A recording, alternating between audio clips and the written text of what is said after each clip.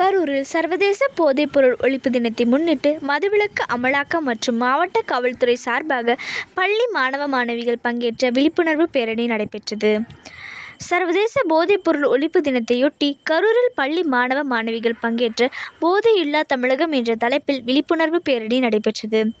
மதுவிலக்கு, ஆயத்தீர்வுத்துறை மற்றும் கரூர் மாவட்ட காவல்துறை சார்பாக இந்த விழிப்புணர்வு பேரணியில் போதை பழக்கத்தினால் ஏற்படும் பாதிப்புகள் குறித்தும் அதிலிருந்து விடுபடுவது குறித்த விழிப்புணர்வையும் பொதுமக்களிடம் ஏற்படுத்தும் வகையில் வாசகங்கள் அடங்கிய பதாகைகளை கையில் ஏந்தியவாறு பள்ளி மாணவ மாணவிகள் பங்கேற்று பேரணியாக செய்தனர். பேரணியை கரூர் மாவட்ட ஆட்சியர் தங்கவேல் மற்றும் காவல் கண்காணிப்பாளர் பிரபாகரன் தொடங்கி வைத்தனர்.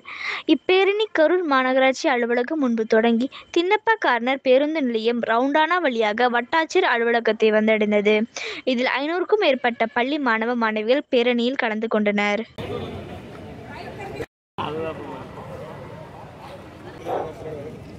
அனைவருக்கும் சர்வதேச போதை மாணவ செல்வங்களாகிய உங்களுக்கு நம் மாவட்ட மற்றும் கரூர் மேயர், மதிப்புக்குரிய துணை மேயர் அனைவரும் முன்னிலையிலும் மாணவர்கள் ஆகிய